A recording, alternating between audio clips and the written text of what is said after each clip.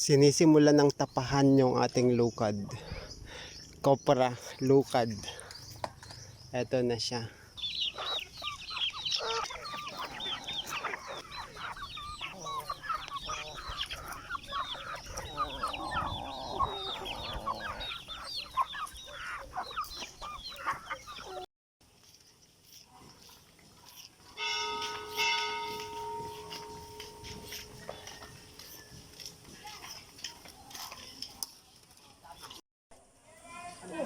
Ikaw silitan ko.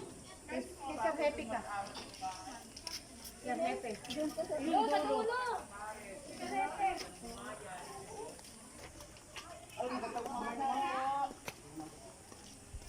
Diyan nag-meeting sila, ma'am.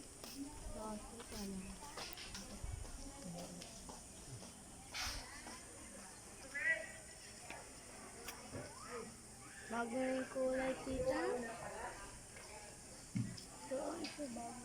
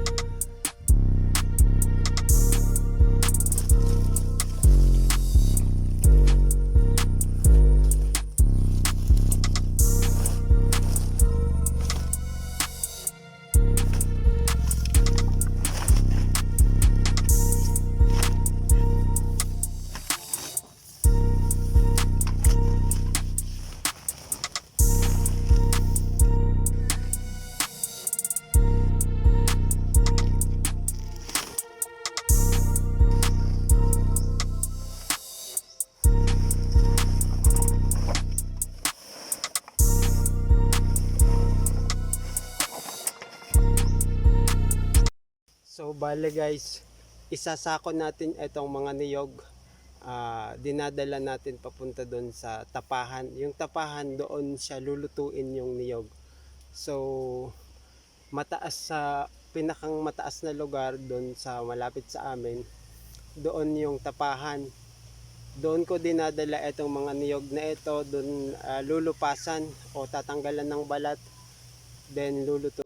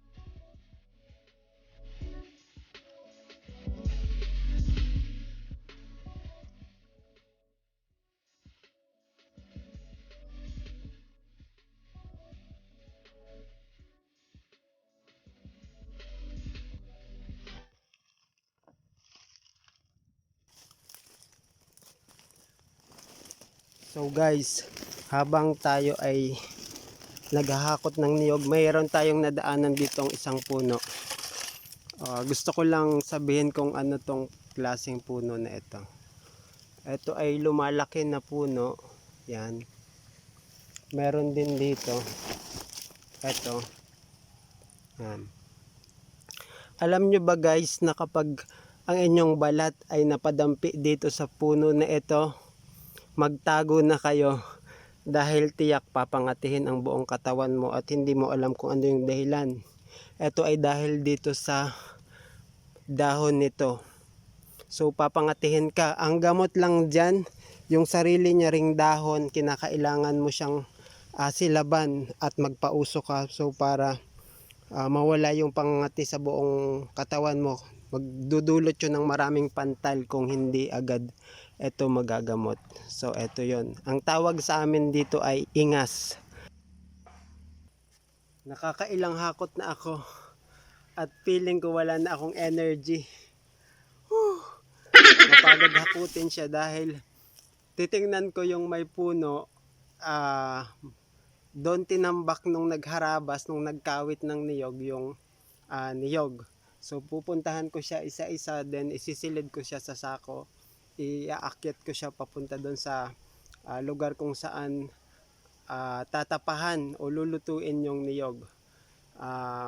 Hingal, mapagod yung paghahakot yung proseso. So hindi pa natatapasan, hindi pa natatanggal yung bunot, medyo mapagod na. What more kung ikaw yung gumawa ng buong proseso simula sa paghaharabas, sa paghahakot, sa paglulupas ng niyog, hanggang sa pagluluto, hanggang doon sa proseso ng pagtitikal o yung tatanggalin na yung pinakang bao doon sa pinakang laman, isi-separate, hanggang pagkatapos noon tatadtarin at isasako bago dalhin sa pamilihan.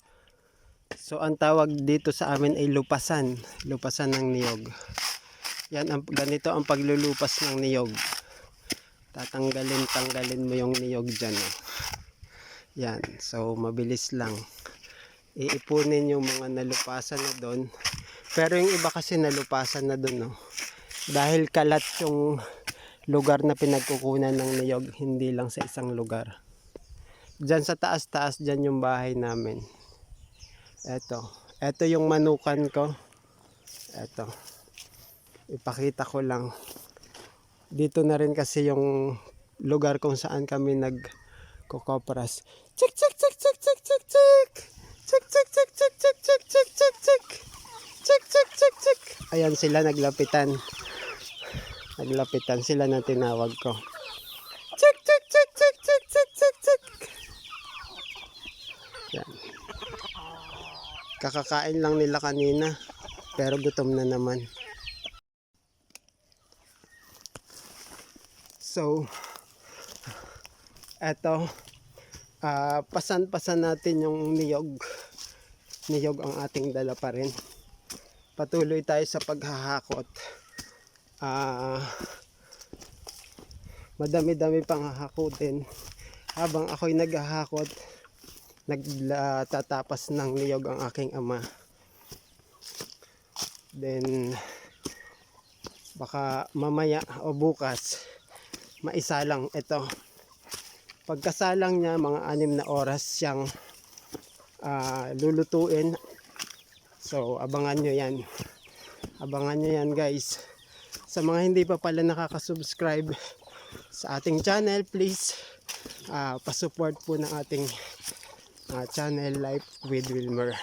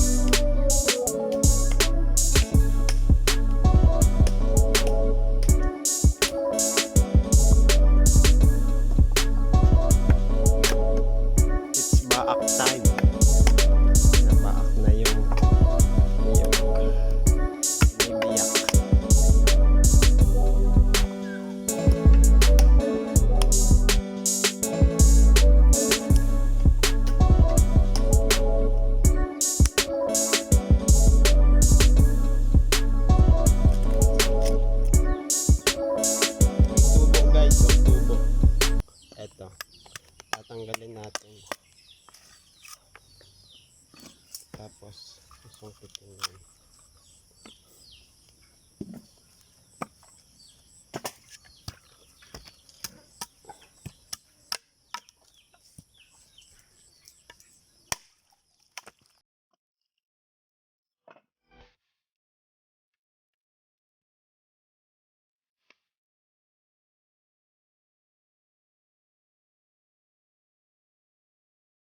Sinisimulan ng tapahan yung ating lukad. Kopra, lukad. Eto na siya. Bali 8 oras siyang tatapahan gamit ang mga bunot. Yung bunot na pinagtanggalan ng niyog. So yan. 6 to 8 hours yan bago maluto. So update lang, eto na siya ngayon. May 1 oras na mahigit na nag-uusok ang tapahan.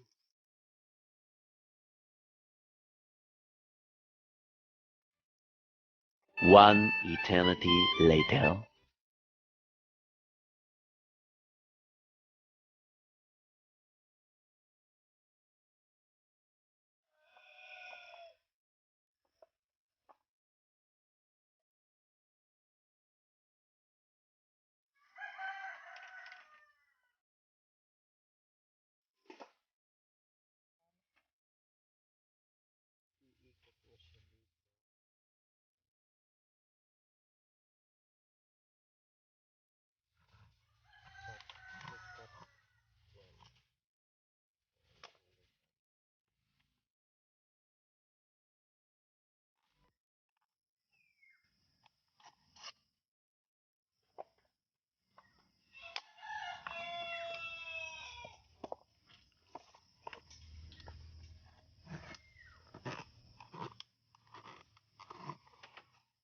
Yun, madali.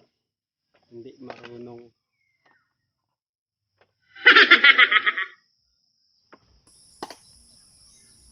Eventually.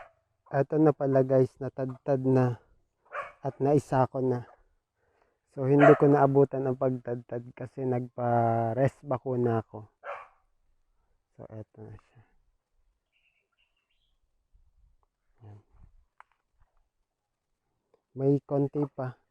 Ito yung hilaw pa kasi. So niluto ulit. May nakasalang pang konti doon. A few moments later. So eto guys, pupunta tayo dun sa bahay nung nagharabas ng niyog. Yung nagkawit ng niyog. Babayaran natin.